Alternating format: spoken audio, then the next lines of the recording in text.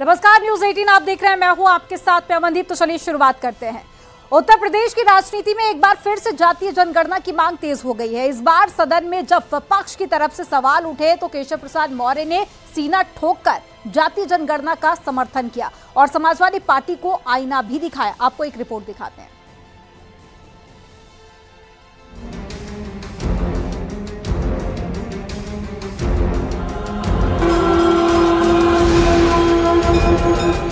उत्तर प्रदेश में एक बार फिर हिंदुओं को बांटने की साजिश हो रही है। जाति धर्म वाली सियासत हावी हो रही है, जिसकी नींव बिहार में पड़ी तो शोर उत्तर प्रदेश तक सुनाई देने लगा और सदन में भी समाजवादी पार्टी ने मुद्दे को उछाल दिया। मुझे खुशी है इस बात की कि देश के बहुत सारे राजनीतिक दल जाति जनगणना के पक्ष में खुल करके सामने आए हैं और जाति जनगणना के बिना सामाजिक न्याय संभव नहीं है। सामाजिक न्याय के लिए और सबको बराबर लाने के लिए आरक्षण जरूरी है और जो बाबा साहब भीमराव अम्बेडकर जी ने संविधान में जो व्यवस्था की है उस व्यवस्था के तहत ही सब बराबर हो सकते हैं। आप बढ़ाइए मत, मैं आपसे केवल ये चाहता हूँ। जात पात की राजनीति करने वाले अब विधानसभा में जातीय जनगणना को तूल दे चुके हैं।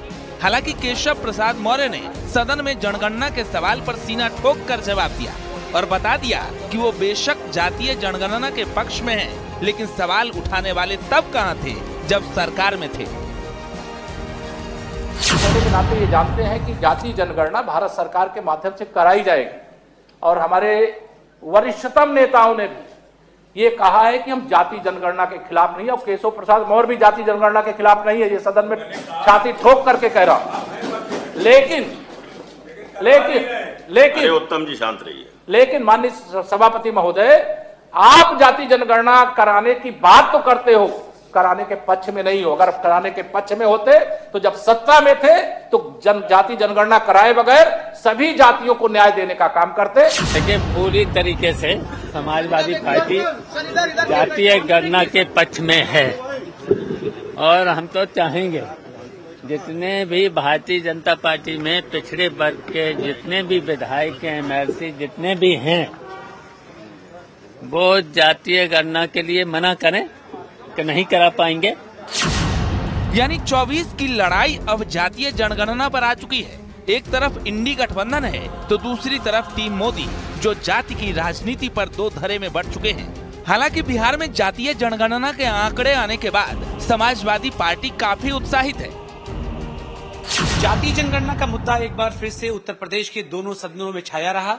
एक तरफ जहां अपोजिशन ने भारतीय जनता पार्टी को जातीय जनगणना के मुद्दे पर घेरने की कोशिश की, वहीं पर बीजेपी की तरफ से केशव प्रसाद मौर्य ने इस बात को साफ कर दिया है कि उनकी पार्टी जातीय जनगणना के समर्थन में है। हालांकि जनगणना का काम क्योंकि केंद्र सरकार करती है तो ऐसे में केंद्र को हुई इस पूरे मामले में आखिरी फैसला लेना है। दरअसल जातीय जनगणना की मांग के पीछे जाति की राजनीति को समझे तो हुकुम सिंह कमेटी की रिपोर्ट सारी कहानी बयां कर देती है। रिपोर्ट के मुताबिक यूपी में यादवों की संख्या 19.4% है, कुर्मी और पटेल की संख्या 7.4% है, लोथ की संख्या 4.8% है। वहीं निषाद, मल्लाह, केवट की बात करें तो 4.3% है। जाटों की संख्या 3.6% के आसपास है, तो वहीं भर राजभर मिलाकर 2.4% आबादी है। यानी सबको जोड़ दें तो 50% से ज्यादा यूपी में सिर्फ ओबीसी हैं। मतलब साफ है, जनगणना की मांग के पीछे का मकसद ओबीसी वोट बैंक को पाले में लाने का है, जिससे बिहार की तरह ये तय हो सके कि किस जाति की संख्या कितनी है, जिससे चुनाव के वक्त इसे भुनाया जा सके। Bureau report, news 18।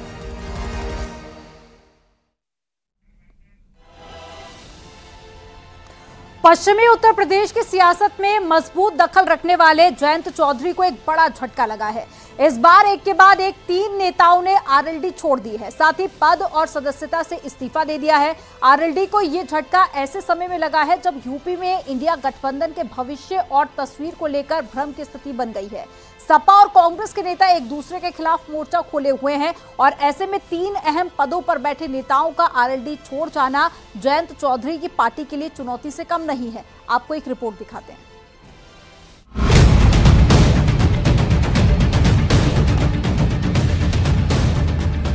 चुनावी राज्यों में उलझी आरएलडी अब खुद के गढ़ में कमजोर, बहुत कमजोर हो रही है। जयंत चौधरी राजस्थान में कांग्रेस से मोलभाव करते रहे, लेकिन उत्तर प्रदेश में उनके खासम खास नेता ही पार्टी का दामन छोड़ने के लिए मजबूर हो गए। वो सिर्फ मजबूर ही नहीं हुए, बल्कि एक साथ तीन नेताओं ने एक झटके में आरएलडी को अपना इस्तीफा थमा दिया। लेकिन वो किस पार्टी का दामन थामेंगे, अभी इस पर सस्पेंस बना है। दरअसल पश्चिमी यूपी के 3 बड़े आरएलडी नेताओं ने इस्तीफा दिया है। 3 बड़े पदाधिकारियों ने पार्टी छोड़ दी है। माइनॉरिटी सेल के स्टेट चीफ का भी इस्तीफा आया है और राष्ट्रीय युवा सचिव ने भी आरएलडी से इस्तीफा दे दिया है। दरअसल राष्ट्रीय लोकदल के अध्यक्ष जयंत चौधरी 9 दिसंबर को लखनऊ में बैठक करने वाले थे, लेकिन उससे पहले ही पार्टी के अंदर खींचतान शुरू हो गई है। कई नेता नाराज होकर पार्टी से इस्तीफा दे रहे हैं, तो कई अब भी लाइन में लगे हैं। राष्ट्रीय लोकदल के पद और प्राथमिक दस्ता से इस्तीफा दिया है। इसका कारण यह स्पष्ट है कि राष्ट्रीय लोकदल चौधरी चरण सिंह जी की और चौधरी अजीत सिंह जी की नीतियों से भटक चुकी है। अब ऐसा लगता है कि राष्ट्रीय लोकदल को किसानों, मजदूरों और अल्पसंख्यकों के मुद्दे से कोई मतलब नहीं रह गया। कई बार हमने अपने राष्ट्रीय अध्यक्ष चौधरी जयंत सिंह जी को ये पूरी स्थिति से अवगत कराया, लेकिन कोई उन्होंने संज्ञान नहीं लिया। जयंत चौधरी की पार्टी छोड़ने वाले नेता सिर्फ इस्तीफा नहीं सौंप रहे, बल्कि पार्टी नेतृत्व पर गंभीर आरोप भी लगा रहे हैं। इस्तीफे के बाद आरोप लगाते हुए कहा, पार्टी में नजरअंदाज किया जा रहा था, अल्पसंख्यकों को अपमानित किया जा रहा है, वक्त पर फोन तक नहीं उठाया जाता, सिर्फ सुर्खियों में बने रहने पर फोकस रहता है। यानी आरोप प्रत्यारोप के बीच अब जयंत चौधरी की मुश्किलें बढ़ गई हैं, क्योंकि कुछ दिन पहले ही समाजवादी पार्टी से कई नेता कांग्रेस में शामिल हुए थे, तो अब आरएलडी का नंबर लगा है। लेकिन ये तीनों नेता किस पार्टी का दामन थामेंगे, ये बड़ा सवाल है। बट आज की बात नहीं है, ये कोई पार्टी से जाएगा, आरोप लगाएगा, वो सही है या गलत है वो बात की बात होती है, मगर ये आरोप लगाने का सिलसिला कोई भी जाएगा। हम किसी भी पार्टी से अगर जाते हैं तो आरोप सही भी लगते हैं, गलत भी लगते हैं, तो इस तरह से गलत आरोप हैं, बट ये लगाते हैं, सभी लगाते हैं, इसमें इनकी कोई गलती नहीं है, ठीक है ना। और एक इलेक्शन का दौर ऐसा होता है, खाली राष्ट्रीय लोकदल की बात नहीं है, आप किसी भी पार्टी को ले लीजिए, बीजेपी की बात कर लीजिए, कांग्रेस की बात कर लीजिए, सब पार्टियों में से इलेक्शन के 2 महीने पहले, 3 महीने पहले आना जाना चला रहता है। आरएलडी को यह झटका ऐसे वक्त में लगा है जब यूपी में इंडिया गठबंधन के भविष्य और तस्वीर को लेकर भ्रम की स्थिति बन गई है। सपा और कांग्रेस के नेता एक दूसरे के खिलाफ मोर्चा खोले हुए हैं। आरएलडी भी इसे लेकर कंफ्यूज नजर आ रही है। पार्टी कभी सपा तो कभी कांग्रेस के साथ नजर आ रही है। ऐसे में 3 अहम पदों पर बैठे नेताओं का आरएलडी छोड़ जाना जयंत चौधरी की पार्टी के लिए झटका माना जा रहा है। Bureau report, news 18।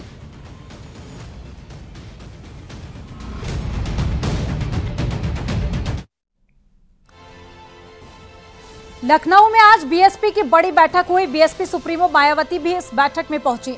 यूपी और उत्तराखंड के सभी जिला अध्यक्षों के साथ ये बैठक हुई और लोकसभा चुनाव को लेकर भी चर्चा हुई है। मॉल एवेन्यू स्थित कार्यालय में बैठक हुई, जहां पर बीएसपी मुखिया मायावती सभी जिला अध्यक्षों की बैठक को संबोधित करने पहुंची।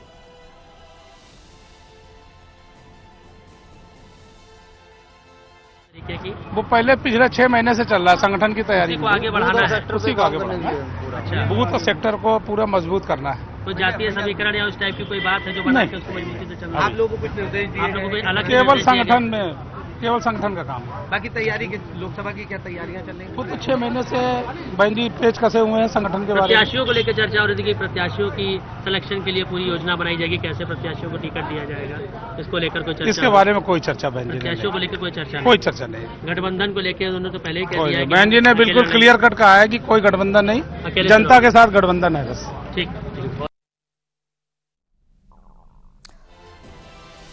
लखनऊ में इंडियन इंडस्ट्रीज एसोसिएशन द्वारा आयोजित उद्यमी महासम्मेलन में सीएम योगी आज शामिल हुए। इस मौके पर सीएम योगी ने अपने संबोधन में कहा कि अब विकसित भारत बन रहा है, अर्थव्यवस्था मजबूत हो रही है, अर्थव्यवस्था में उद्योगपतियों की भूमिका अहम है। ओडीओपी से अर्थव्यवस्था को मजबूती मिली है। वोकल फॉर लोकल से आत्मनिर्भर भारत को नई पहचान मिली है। आत्मनिर्भर भारत से विकसित भारत होगा।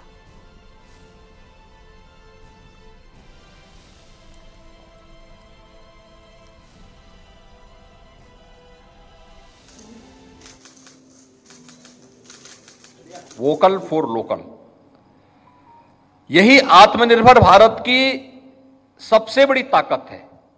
और विकसित भारत बनाने के प्रधानमंत्री मोदी जी के लक्ष्य की जो आधारशिला है वह आत्मनिर्भर भारत का है। आत्मनिर्भर भारत से एक विकसित भारत, और विकसित भारत की जो संकल्पना है उसकी आधारशिला कोई है तो वह हमारी परंपरागत उत्पाद जिसे हम एमएसएमई कहते हैं, उत्तर प्रदेश ने उसका सरलीकरण करते वन डिस्ट्रिक्ट वन प्रोडक्ट के रूप में उसको आगे बढ़ाने का कार्य किया है। इसके लिए सरकार ने अनेक प्रकार के प्रयास किए हैं। हम लोग देखते थे हमारे पास प्रोडक्ट है, और मैं आप सभी उद्यमियों से इस बारे में भी कहूंगा, हमारा कंपटीशन किससे है, इसके लिए प्रोडक्ट की क्वालिटी को बताना, दिखाना। देखिए, अगर आपके प्रोडक्ट के प्रति लोगों का विश्वास जागृत होगा तो लोग स्वयं उसकी तरफ आकर्षित होंगे, लोग आएंगे। उस क्वालिटी को देना, उसके साथ उसको मार्केट से जोड़ने का प्रयास करना, मार्केट के कंपटीशन के अनुकूल हम अपना प्रोडक्ट भी दे सकें, लेकिन साथ साथ जो दिखता है वही बिकता भी है। यानी उसकी पैकेजिंग भी इस तरीके से आप करिए कि वह लोग उसको प्रोडक्ट को बाद में देखें, पहले पैकेजिंग को देखें।